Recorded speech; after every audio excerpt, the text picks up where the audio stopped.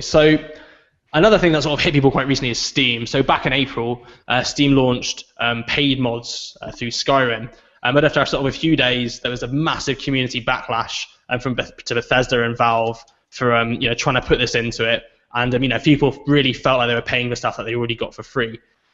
So recently, in an interview with Eric Johnson, who is actually one of the key business people at Valve, he said, to quote him directly, that we're willing to take risks, but sometimes we're just wrong. We definitely screwed up in the details last time. If you look back specifically at the Skyrim situation, while it wasn't our intent, it was really easy to read it as, remember that thing you love? You pay money for that now. It was an awful plan. It was a terrible plan. I think the magnitude of the reaction was also like, did Valve just turn evil on us? We think we didn't, but we can see how it got miscommunicated that way. So for me, I think with mods, it's really, really difficult. Because they've always been a free way to change a game you want to. You don't have to worry about things. When you're paying for stuff and you're getting stuff, there's a level of service you're expecting. But I think with mods now, typically they're just stuff people are making on their own time, and people don't generally expect to be paid for them. One of the main things, the issues were originally, was that people were selling mods that were also bundled with free mods. So when you have the mod, when people would install the mod, you'd also have another couple of mods installed, and those creators wouldn't get any money at all from it. The other thing is, if you're paying for something, why would a modder generally have to update it per patch? So with Skyrim, as the game updates, some of the mods generally typically stop working. So, is it when you're paying money for something, does that then put more responsibility on the people that are paying to produce more, to actually put time into updating it every patch? And then the third thing is that there was no sort of structure. There was no structure around it, so people weren't getting paid for everything. It's quite a difficult thing to do, and I'm not sure whether, because it is so complicated, I'm not sure whether it's something you can actually charge people for. So I guess, Rob, as a developer, first, what do you think of sort of being able to pay for mods? I guess there's no argument that developers and people making content arguably shouldn't be compensating for their time they're spending on things. It's a really broad subject. I don't think there's sort of a right answer, because the problem being is that, the developer deserves to be paid for what they're doing, but then modders tend to do that out of fun. They might have been doing it for a long time. They might not have ever imagined that they'd be getting any sort of value come back for the time that they've spent. The value was the project itself. Some people might want to make money. The whole Garry's Mod thing was obviously a very successful example going paid. But then you've also got to consider things like, you're going to have to allow certain things to be chargeable if it's completely original content. But how do you work with things where people might just want to play with the Mario hammer in Skyrim, but that's a Mario hammer? Can you charge for something owned by Nintendo to be used in a Skyrim game? Are they going to be allowed to charge, or are they going to be stopped? Or who do the rights go to? Where do you sort of take that thing into consideration? So it's going to open a lot of different questions, I think, if it does come back. There was the GTA thing that was top of Reddit this week, which is that you can get the Hulk now in GTA, so you can run around and pick up trains and throw them and stuff. But you couldn't charge for that. If you charge for that, is it Marvel will just go mental? They're going to sue the shit out of you. And but then probably should.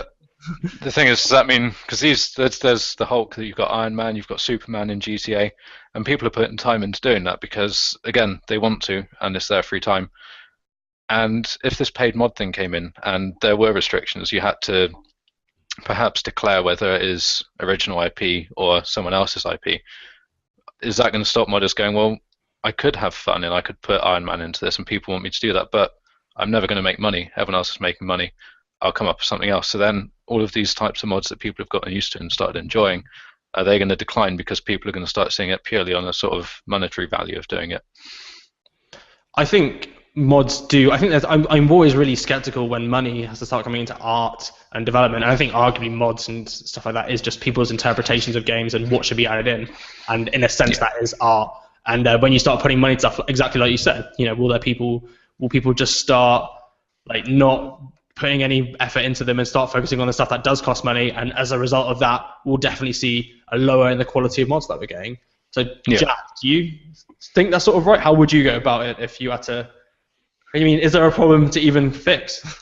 I think to me, there's two types of mods. There's your silly whatever mods like Mario Hammer in Skyrim, or being like Iron Man in GTA. But then you have full conversion mods. I mean, Dota started as a mod. That now is a full paid game. DayZ started as a mod, and these games, yeah, they were mods free made by someone, but these people spent years of their life, like gave up their jobs, were scraping together just to build this, to create a fresh gaming experience. And I think that there should be some way to reward these creators, like people who spend like their lives building something that is almost a game unto itself, or like a full conversion. The problem, I think, is that free mods are a huge part of the attraction to PC gaming, and that's the accepted culture. And I think it's hard to, tell people, oh yeah, you used to be able to just go mod your game as you please, but now we're going to start charging you for it. But yeah, it all comes down to, will the quality improve if there's money to be made? Like, there's no regulation for mods, is there? There's no like council that makes sure the money's going to the right places, or that the IPs aren't being infringed and all that stuff. And like everything, I think it's just going to be one of those things that consumers in particular need to be vocal and active about it, to make sure that if it happens, it's happening for the benefit of gamers and content creators. I think as well, a good point someone mentioned in the chat was that people, they do necessarily make money. So they put their mods on YouTube, they get ad revenue through that. And, as a developer, it helps build your reputation. So that potentially they are making a bit. Whether that's enough to cover the development or something, I don't think that's necessarily going to do that. People do it for their CVs, for like job applications, so they can just look better. But yeah, I don't know.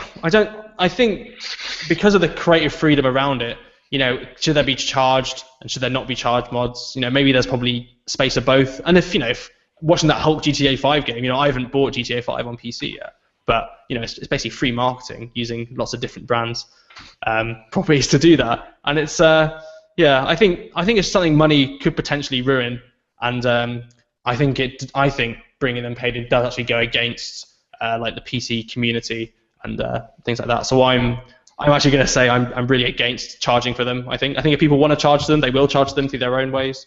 But I think to introduce it to Steam, it's a good way to make money. But I think there'd be too much negative impact around the creativity, and it would limit people to what they can do. If you have to support a mod through 6-7 patches, then you're screwed. I've also just sort of considering things like torrenting. I think it might bring an influx of people torrenting mods now to get around other people having to pay for them when maybe they don't agree with it, because that's not really a concern at the moment. I don't think there's many people going, oh, if I make this, will it be torrented? Will people be downloading it illegally? Because there's no reason it's free. You can get it anywhere. But once you start doing that, I think that's going to open that gate as well. I was also considering, like, at the moment where you've got so many public funding type schemes around, you've got Kickstarter, which obviously wouldn't work for mods, but you've got things like Patreon as well, where you can ask people for money on a monthly basis. PayPal payments can be given for anything now, so you can put that on your website, on a link on Nexus for the mod sections and stuff, so people can donate if they want to. It's just, I mean, I've seen other game developers, really very small indie game developers, not really providing content, not giving people anything on a monthly basis, but just being given sort of a Patreon allowance because people like their style and they want to see them carry on, hopefully make their next mobile game or their next sort of small Steam game. So there's no reason for modders not to put themselves across Patreon, see if people are interested, and get a small income or revenue coming that way, because that is out there for them at the moment if they wanted to try and approach it that way. It's interesting in the chat, so people are talking about how many subs do you need to make money on YouTube, and I think people are saying, someone said 4 million subs at least. I think you can make a living from it with a bit less than that. I mean, obviously we put everything we do on YouTube, so we don't get anywhere near enough views yet to get anything that we could consider a living. But I think it's definitely something growing. If you look at stuff like Twitch as well, maybe for developers it isn't the same, but the streamers definitely get quite a bit. Or some of them, like PewDiePie, what did he earn, 4 million last year? But he's like the biggest, basically. He lives near me. He's what? He lives right near me. PewDiePie. Yeah. Really? He lives in Brighton. No. Yeah. Really? Yeah. All right, shit. You should So there you go. you should Or go knock on say the- hi. Hey, Yeah. PewDiePie. I'm also on the internet occasionally. Let's be friends. If we got his audience for like a minute, we'd probably make enough money to, I don't know, buy a Kit Kat or something, maybe. We don't. If we share it. One whole Kit Kat. One whole Kit Kat.